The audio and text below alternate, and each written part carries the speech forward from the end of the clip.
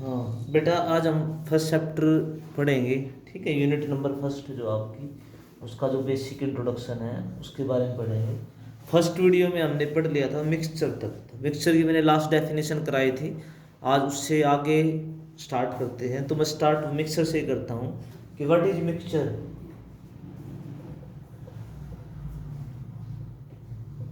मैंने बता दिया था मिक्सचर बेसिकली होता क्या है। किसी दो सब्सटेंस को जब आप मिक्स करते हो किसी भी रेशो में, तो आपका क्या कहलाता है, मिक्सचर।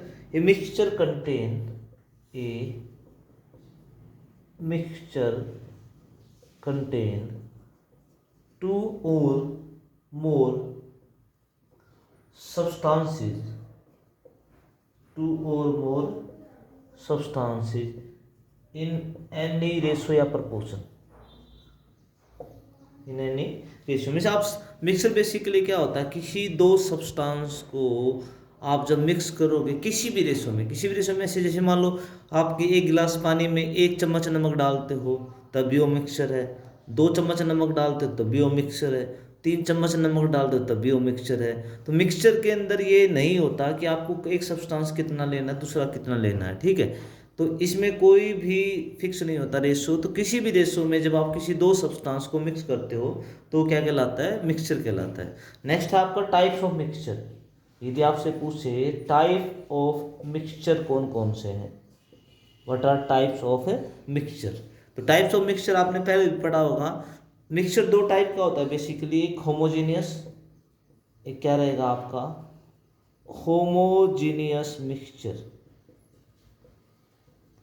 अब आपसे पूछे व्हाट इज होमोजेनियस मिक्सचर। देखो, जब आप कोई भी मिक्सचर बनाते हो और आपके दोनों सब्सटेंस कंप्लीटली मिक्स हो जाएं तो आपका होमोजेनियस मिक्सचर बनेगा। और मिक्स करने के बाद एक फेज होगा, मैं लिख देता हूं, a mixture in which to और मोर substances two or more substances mix completely and have only one phase is called homogeneous mixture.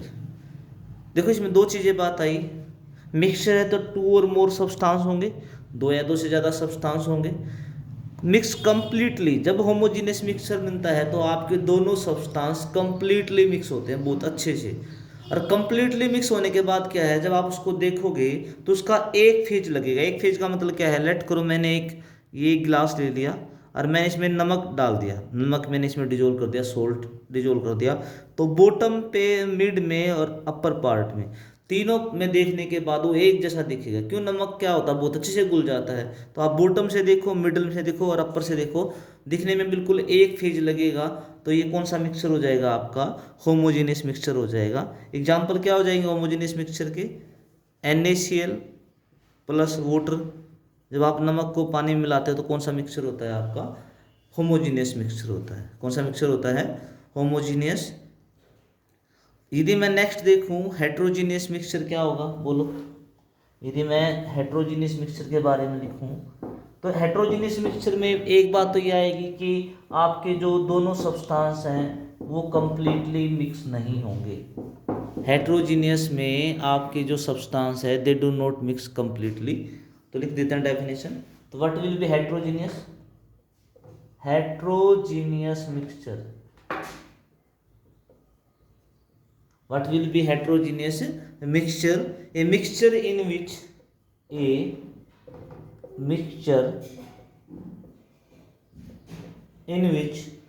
two or more substances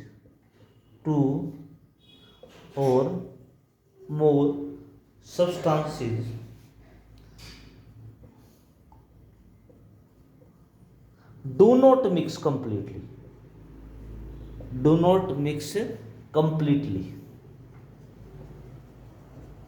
completely वो आपके मिक्स नहीं होंगे, and has more than one phase, more than one phase is called heterogeneous.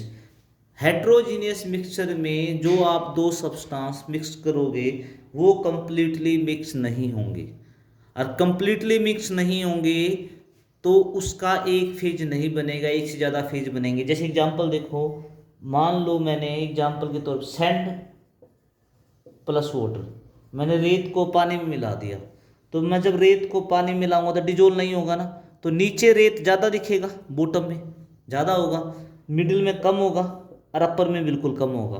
तो तीन phase बनेंगे, एक bottom में, एक मिड में और एक अपर में। देखने में क्या लगेगा आपको कि रेत नीचे ज़्यादा मिलेगा क्योंकि वो डिजोल्व नहीं होता, मिड में थोड़ा कम दिखेगा, अपर में और कम दिखेगा, तो एक से ज़्यादा फेज बन जाएंगे। तो जहाँ एक से ज़्यादा फेज बनते हों और दो सब्सटेंस कंप्लीटली मिक्स ना होते हों, उस मिक्सचर को क्या बोलोगे आप? हेट्रोजीनियस मिक्सचर बोलोगे। That mixture is called heterogeneous mixture. इसमें कोई डाउट हो तो बोलो। नेक्स्ट देखो, नेक्स्ट आपका है difference between mixture and compound. आपने कंपाउंड के बारे में पढ़ लिया, मैंने पहले वीडियो में बताया था कंपाउंड क्या बनता है। जैसे H2O एक कंपाउंड है जो हाइड्रोजन और ऑक्सीजन से मिलकर बनता है। तो आपको डिफरेंस करना है, टॉपिक का नाम है difference between mixture and compound. Mixture and compound, इन दोनों में आपको क्या करना है? डिफरेंस करना है। तो एक लाइन लगा लो ऐसे बीच में, मैंने एक बीच में लाइन लगा ली, एक तरफ मैंने क्या लिख दिया? मिक्सचर, और दूसरी तरफ मैंने क्या ले लिया? कंपाउंड। और आपको दोनों में क्या बताना है? आपको दोनों में डिफरेंस बताना। तो पहला डिफरेंस लिखो, मिक्सचर के अंदर क्या है? जो आपके कंपोनेंट प्रेजेंट होंगे, मतलब जिससे मिक्सचर बना है वो कंपोनेंट किसी फिक्स रेशो में नहीं होंगे। मैंने पहले बोल दिया, मिक्सचर के अंदर आप कंपोनेंट की चीज रेशो चेंज कर सकते हो। मतलब आप 1 चम्मच नमक ले सकते हो तब भी वो मिक्सचर होगा, आप 2 चम्मच नमक ले सकते हो तब भी वो मिक्सचर होगा। तो मिक्सचर के अंदर जो कंपोनेंट है are not present in fix mass ratio. जो कंपोनेंट्स होंगे इसके अंदर, मैं शॉर्ट में लिख रहा हूँ, जो कंपोनेंट्स ऑफ मिक्सचर, जो कंपोनेंट होंगे मिक्सचर के अंदर are not present in fixed mass ratio। Fix mass ratio फिक्स नहीं होंगे, आप चेंज कर सकते हैं। कंपोनेंट मतलब जिससे वो बना है, मिक्सचर के जो कंपोनेंट है आप उसको चेंज कर सकते हो, वो फिक्स नहीं होते। पर कंपाउंड में ऐसा नहीं होता। इन कंपाउंड जो कंपोनेंट्स विल बी, जो कंपोनेंट्स ऑफ कंपाउंड होंगे will be present in fixed mass ratio। fixed mass ratio मतलब उनकी रेशो फिक्स होगी। मैं एग्जांपल लेता हूँ, देखो, यदि मैं नमक, इसका एग्जांपल हो जाएगा NaCl प्लस वाटर, तो आप NaCl को चेंज कर सकते हो। आप 1 चम्मच की जगह 2 चम्मच नमक ले सकते हो, 3, फिर भी वो मिक्सचर ही रहेगा। तो आप चेंज कर सकते हो, आप वाटर को चेंज कर सकते हो, थोड़ा और ऐड कर सकते हो। इसलिए मिक्सचर में आप कोई चीज़ें चेंज कर सकते हो, बट आप कंपाउंड में ऐसा नहीं कर सकते। समझाने के लिए, कंपाउंड में देखो, मान लो कंपाउंड आपने ले लिया वाटर, कंपाउंड आपने ले लिया वाटर, ये एक कंपाउंड है। क्या इसमें वाटर है, एक कंपाउंड है, तो उसमें हमेशा ही 2 हाइड्रोजन और 1 ऑक्सीजन रहेगी। आप इसमें कोई चेंज नहीं कर सकते, क्योंकि कंपाउंड जिससे बना है उसका फार्मूला फिक्स है। फार्मूला फिक्स है तो ना आप हाइड्रोजन चेंज कर सकते ना आप ऑक्सीजन। तो इसके अंदर आप कंपोनेंट चेंज नहीं कर सकते, you can not change components. तो ये क्या हो गया? आपका कंपाउंड के बारे में हो गया। नेक्स्ट आपका सेकंड डेफिनेशन क्या है कि मिक्सचर की जो प्रॉपर्टी होंगी वो कंपोनेंट से मैच करेंगी। जो प्रॉपर्टीज होंगी वो किससे मैच करेंगी? आपके कंपोनेंट से। The properties of mixture are similar to it's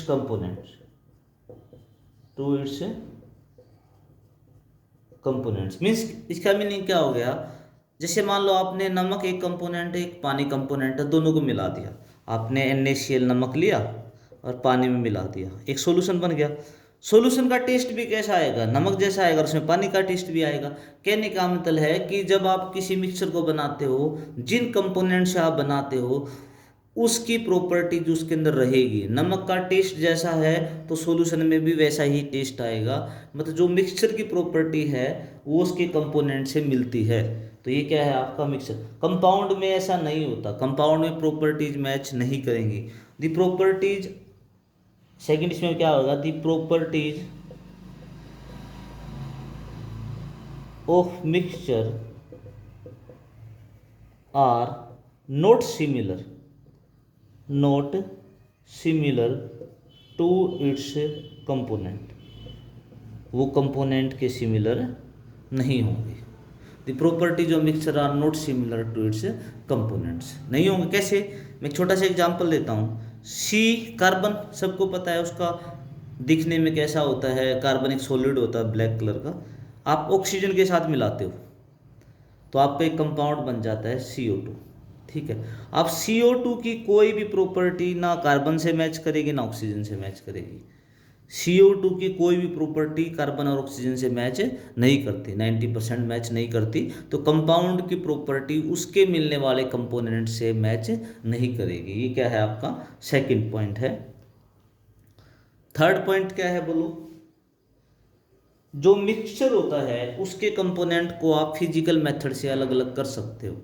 मैं लिख देता हूं पहले, the component of mixture can be separated by the components of mixture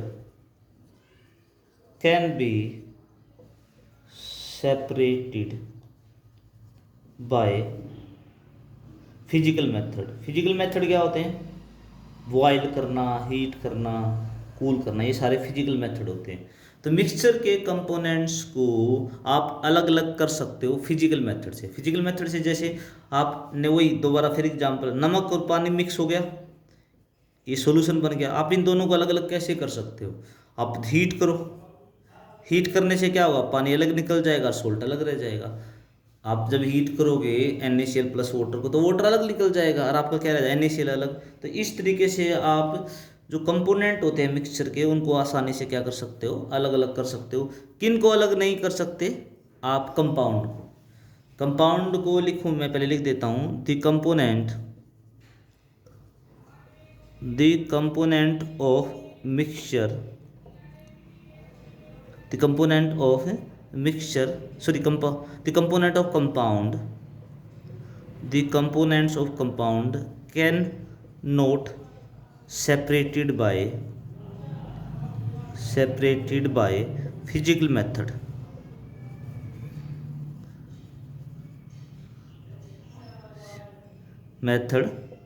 only separated by chemical method.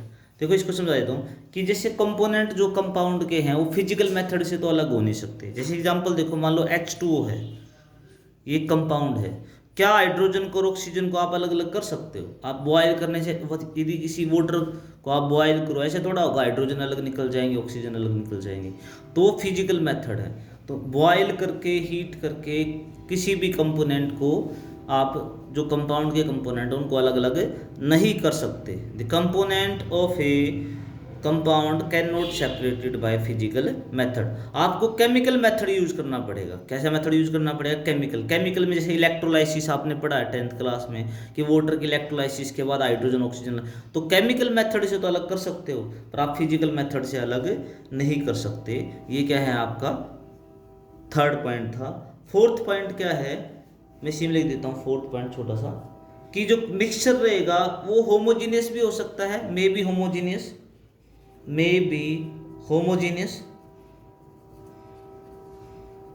और हेट्रोजीनियस। वो होमोजीनियस भी हो सकता है और क्या हो सकता है आपका, हेट्रोजीनियस भी हो सकता है। दोनों हो सकते हैं मिक्सचर, मैंने टाइप बताई भी है। फोर्थ, ये हमेशा क्या रहेगा आपका, होमोजीनियस रहेगा। It will be always homogeneous. Compound कभी चेंज नहीं होता, और दो सब्सटेंस, तो कंपाउंड को हमेशा ही क्या माना जाता है, होमोजीनियस माना जाता है। फिफ्थ पॉइंट आप एग्जांपल में रख सकते हो NaCl प्लस वाटर, और यहाँ क्या कर सकते हो आपका फिफ्थ कंपाउंड में, कंपाउंड बहुत सारा, H2 एक खुद एक कंपाउंड है, CO2 एक खुद कंपाउंड है, ठीक है। तो ये सारे क्या हैं आपके कंपाउंड। तो ये डिफरेंस है आपके। और भी डिफरेंस हो सकते हैं कि मिक्सचर का बॉइलिंग पॉइंट चेंज होता रहता है, कंपाउंड का बॉइलिंग पॉइंट क्या रहता है, कांस्टेंट, क्योंकि इसके कंपोनेंट चेंज नहीं होते, तो कंपाउंड का बॉइलिंग पॉइंट फिक्स रहता है। मिक्सचर का बॉइलिंग पॉइंट क्या करता है, वेरी करता है। तो ये डिफरेंस है आपके मिक्सचर में और कंपाउंड में। इसमें कोई डाउट हो तो बताओ बेटा, ठीक है, जरूर लिखना। यदि आपको कोई भी डाउट आए वीडियो में तो कमेंट सेक्शन होता है, वहाँ पर आप अपने कमेंट लिखोगे कि मुझे ये समझ में नहीं आया, ये चाहिए, तो मैं ज़रूर उसके ऊपर ध्यान दूंगा। तो नेक्स्ट टॉपिक देखो आपका, नेक्स्ट टॉपिक छोटी छोटी डेफिनेशंस हैं जो आपने पहले ही पता है एटम्स और मॉलिक्यूल्स की। तो मैं इसको साफ कर देता हूँ एक बार।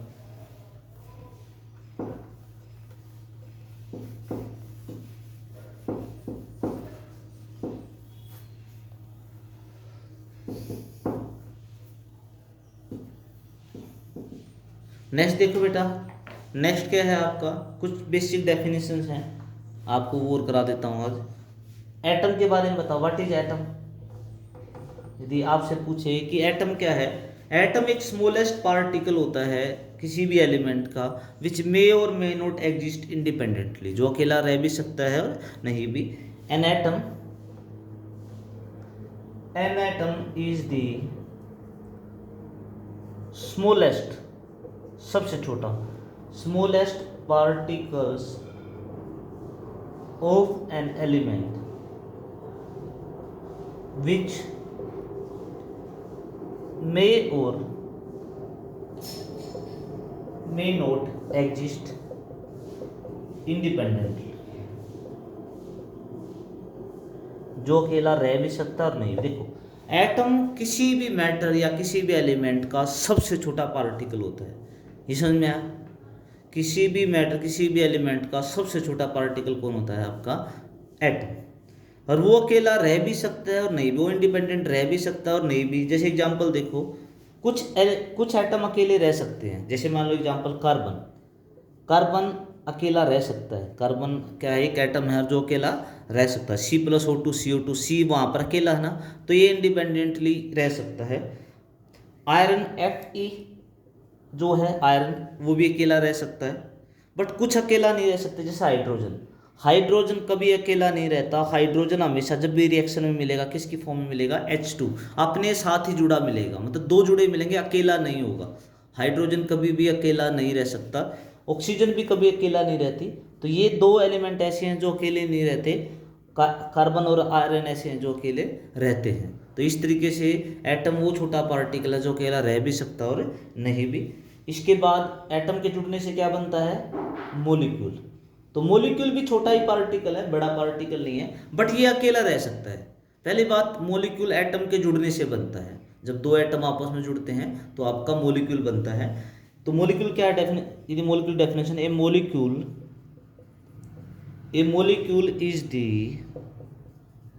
molecule is the smallest particle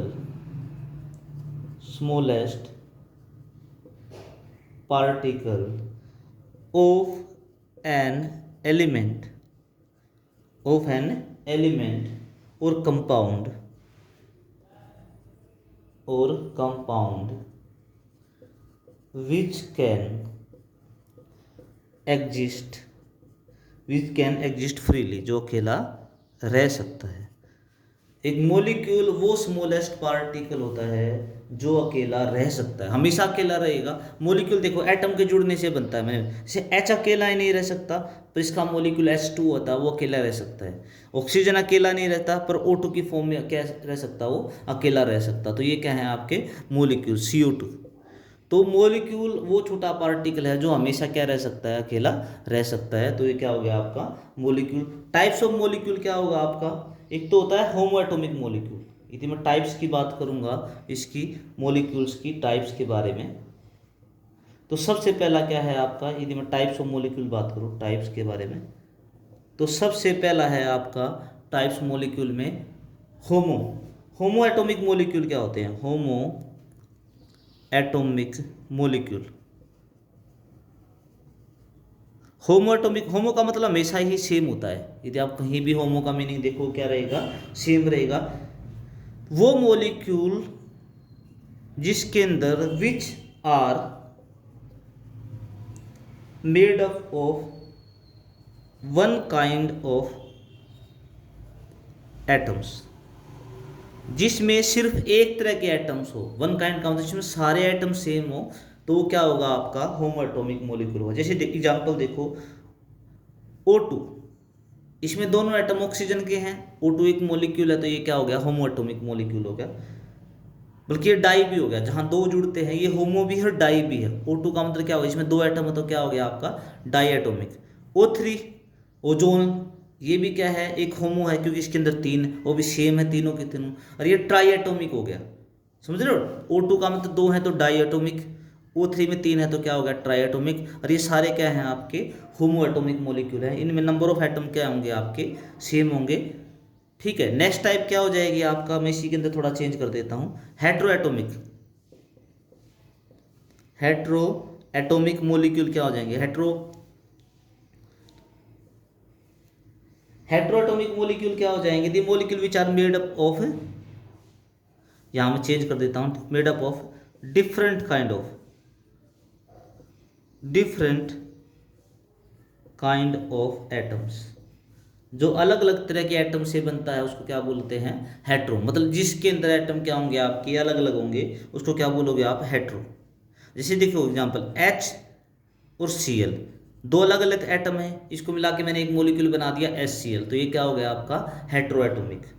C और ऑक्सीजन मिला के मैंने बना दिया तो क्या हो गया आपका, ये भी क्या हो गया हेट्रोएटॉमिक मॉलिक्यूल। तो इसमें क्या होंगे दो अलग अलग एटम्स आपके आएंगे तो क्या कहलाएंगे वो हेट्रोएटॉमिक मॉलिक्यूल कहलाएंगे।